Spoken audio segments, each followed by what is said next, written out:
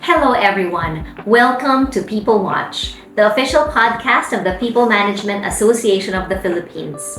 Here, there are no motherhood statements, no hiding behind obsolete theories and adages, and no time to beat around the bush. Just real talk with real people.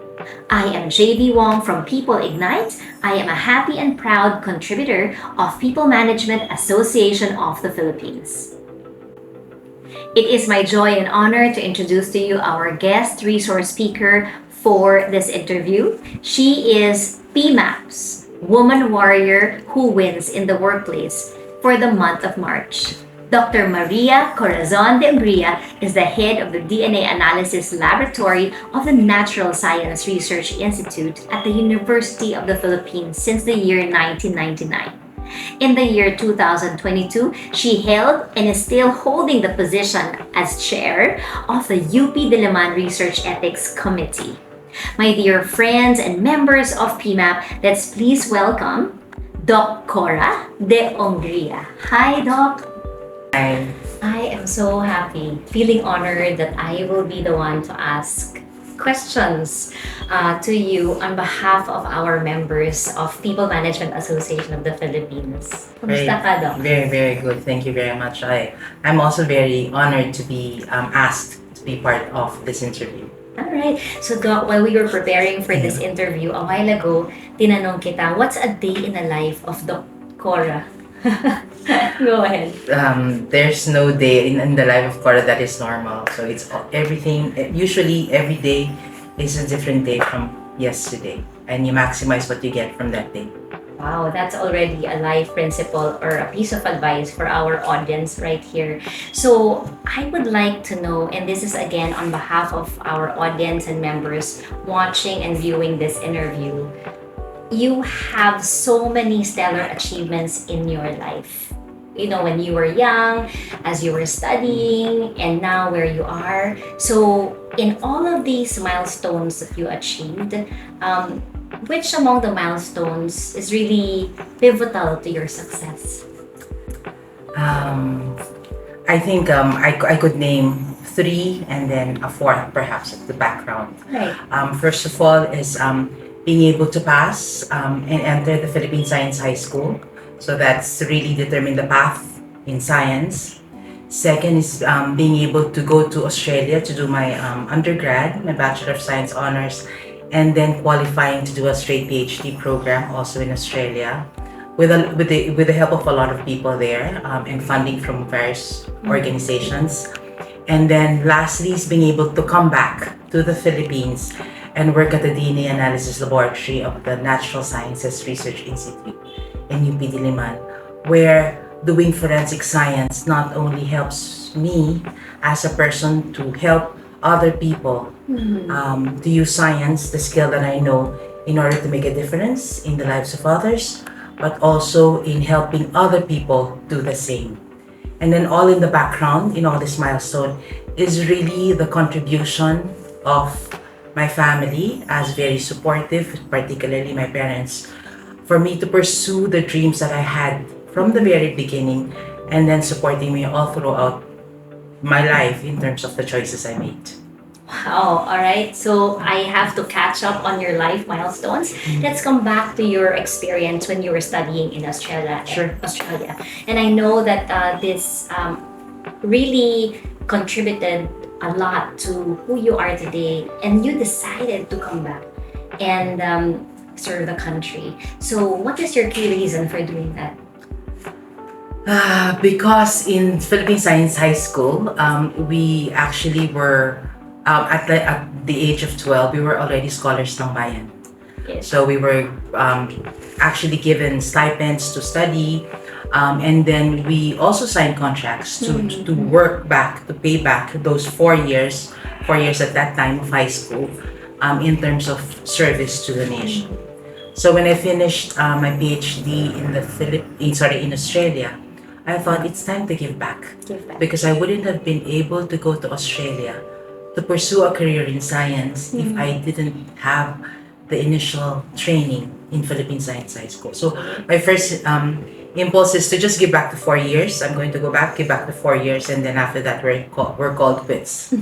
But then realizing the impact of what forensic science, DNA forensics as some people would call it, has on the lives of people, families who need to know who the parents are, victims who have been sexually assaulted, criminals who have been wrongfully accused or convicted, then you realize, hey, there is something here that makes this life, this humble life, Humble life, worth life. tough to pick. But I think the main award that I would appreciate is Dangal ng Bayan Award from the Civil Service Commission. Right. Because it not only says that we are trying, government employees, sometimes government employees get, pushed back by a lot of different things, but to say that we are trying our best to live, to fulfill our work well, to comply with the laws of the land,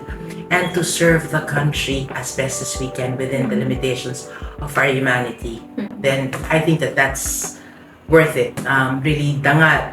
Before money, before anything else, one has to have the honor before as a foundation of your life.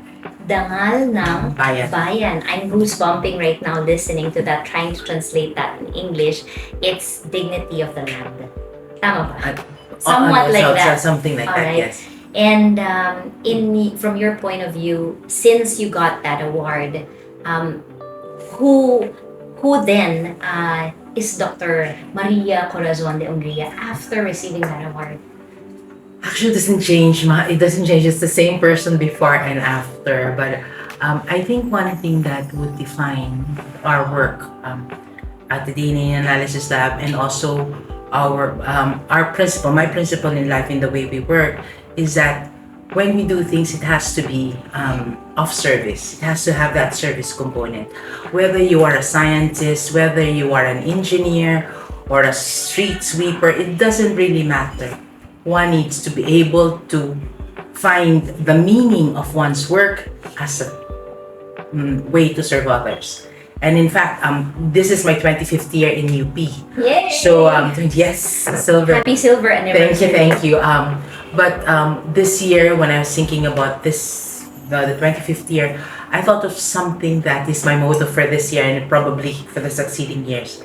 I need to find activities such as this one, wherein whatever you do, one has to train the mind. We need to fight that disinformation. Train the mind, inspire the spirit. We need to inspire. Amidst all the challenges that we have, we need to be able to inspire others and then to touch the heart in order to spread that warm humanity that many people are missing because of the challenges that we have in the Philippines and elsewhere. So those three things: teach the mind, inspire the spirit, and touch the heart. So in any activity, that's what I look for. All right. I'm already so inspired and so ignited, out of words at this point. All right. Now, one of the questions that I've been thinking about is some challenges or roadblocks that you encountered in your life. Probably the most difficult ones, and how are you able to overcome them? When I first came, one of the big obstacles when I first returned to the Philippines in forensic science is that there were less women in forensic science. Many of the people that we were dealing with, forensic science deals with lawyers, with police officers, with judges, etc. And many of those were male and adult. So it was difficult for a fresh PhD graduate who is female, came from another country in order to be heard by the other. And it was a struggle. And the way I overcame is that one needs to just keep on speaking. One needs to find different ways of communicating. And also, when I encounter a person, a difficult, maybe challenged person, one needs to look at that person as a book. How do I read that person? How do I read that book in order for me to add my page? In order for me to communicate my message? So that's the first struggle, and that was a lot better. We have more women forensic scientists, we have more women lawyers, we have more women judges, we have more women in government. So that is happening now, but 25 years ago it was not. The second challenge that we had, that I encountered, is also having people understand that we are not competing with each other. We have limited resources in the Philippines, and what we need to do is we need to really help people to cooperate, to collaborate. We have to stop that, pulling people down, Crab mentality. the crab mentality, because that doesn't work. I don't compete with you, and this is what I tell my team. I don't compete with you. We don't compete with each other. We need to work together, and we are happy when people are achieving their best in whatever career they have, in the same way that people are happy when we do. So, and the only person that you compete with is yourself. Am I a better person today than I was yesterday? And it clears a lot of problems at work and in many places. If you realize that we are for each other, we are here to help each other. So, having that in government, actually, in our team, is a major step towards improving the work that we do. You did mention about your team, and prior to this actual interview, you passionately talked about your team. You've been the head of the DNA laboratory analysis laboratory since 1999. Your leadership style, ma'am, and what kind of style do you try to employ with your team? I see, this is how I see work and life. Everything is a journey. Our daily life is a journey. So the role of a leader is it's not about me as a leader. It's about helping each member of my team to find their path, their journey. So if it's with you in this particular team working together, that's fine. If, for example, the person realizes that her path or his path is in another group, then that's we wish the person well. But then also in finding that journey, we need to be able to be the best that we could be while looking for our journey. And that's what leadership is about. It's not about implementing or imposing your own personal. Has to help each person to find the best that one can be, realizing what positive attributes a person has, and working to improve the ones that we are bigger at. And we all have it. So that's the way we lead. Got the ones in charge of artillery. There's the group that is in charge of cannons. There's a group in charge of the bows and arrows, etc. So the lead is not the one fighting all the wars. Yes. But you have to be accountable for your own front. If you're in artillery and the giants are going to that side, you need to be able to use the artillery to fight. If it's the bows and arrows, then the bows and arrows, and then we help each other. And that's how teams are strong, because you are accountable for your front, but you are ready to run in the other front when the need arises.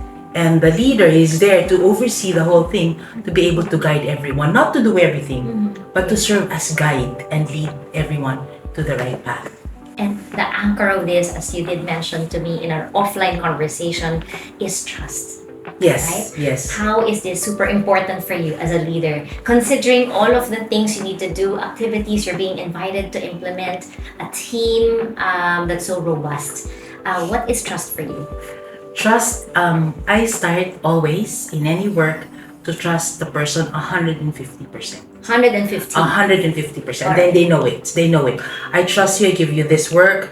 You be accountable for it. I trust you. If you make mistakes and those mistakes are non-intentional, you tried your best, it doesn't matter. We will work together to be able to correct the mistake. The only thing that breaks that trust is lying, deceit, and intentional doing the wrong thing, intentionally hiding. Unethical practice. So even with the young ones and even with the older ones, if we make mistakes, we provide an atmosphere where people can go to you and say, "Pasensya na, I made a mistake. I didn't intend, but there's a mistake here, and how do we go about moving forward?" And so we learn from the mistake, then move forward. Then everything is okay. Because it was not intended. Yes. It was not intended. And the trust, the 150% trust remains. If I make a mistake or somebody makes a mistake, the person gets corrected personally, And privately. and privately, not in front of everybody, but I will chat with you. I think, this could have been done better. We could have probably this. And then if I was responsible for some of the error, I will have to acknowledge, I should have been on guard. It's my bad. I call it, it's my bad. I should have been on guard. I should have been there with you. Let's go move forward and correct this. Then we move forward.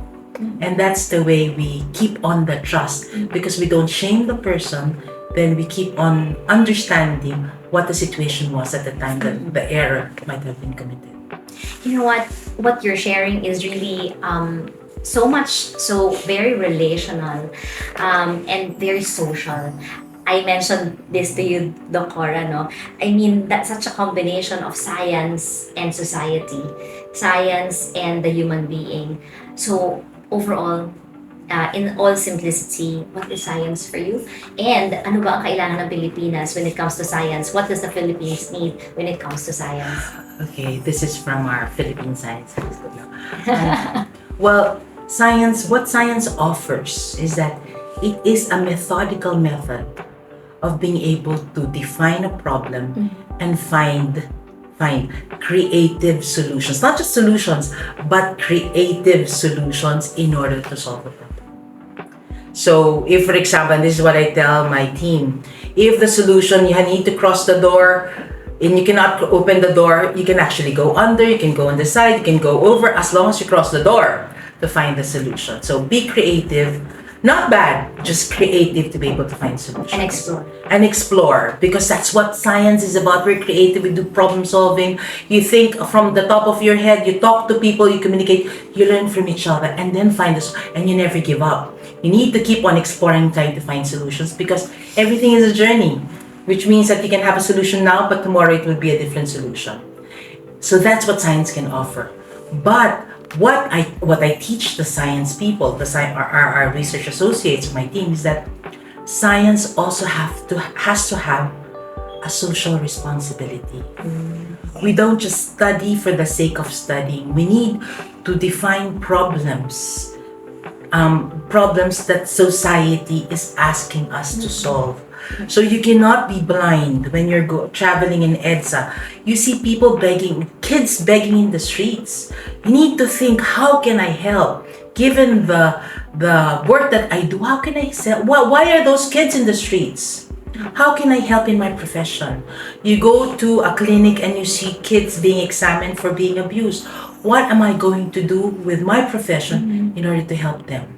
We also, part of our research, we go to, some of our research is with indigenous communities, our tribal brothers and sisters. And what are we doing there? We're studying their DNA, actually DNA of all different peoples, not just the tribal, including Tagalog, Visayas, etc., all over the Philippines. And what we're trying to understand is how our genetics are similar to each other and how we're different. For applications in health, in forensics, because we need it for our studies, and also for our population history. If you look at, our DNA contains more stories than many of the books that we read so far.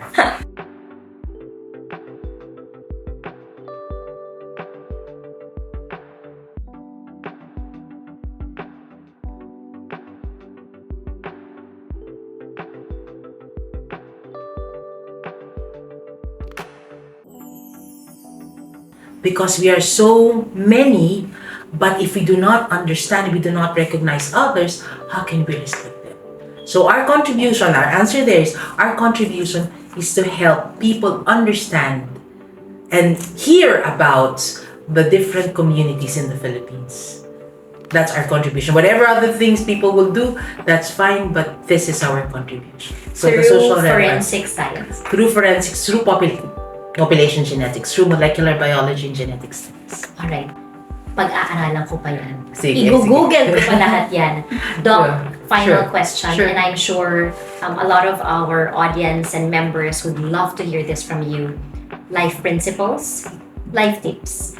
Coming from a woman warrior who wins in the workplace. Ready na po ba kayo sa life tips ni Doc De Ungria? Go ahead. Life tips is really love for humanity. We need to put people before work, before anything else, before money, before anything else. Has to be people focused, people centered. So love for humanity. We need to understand our families, the people that we work with. And then in that humanity, we need to also understand that although we are different, there are differences in culture, in languages, we all want the same thing. We want to be happy. And in understanding that unity in our humanity, we are able to bridge differences in order to communicate in the universal language of the human heart.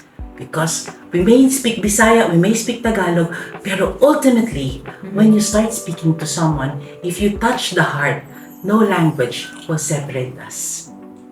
Oh, very supportive of DEI, diversity, equity, inclusivity, but I love the sense of humanity.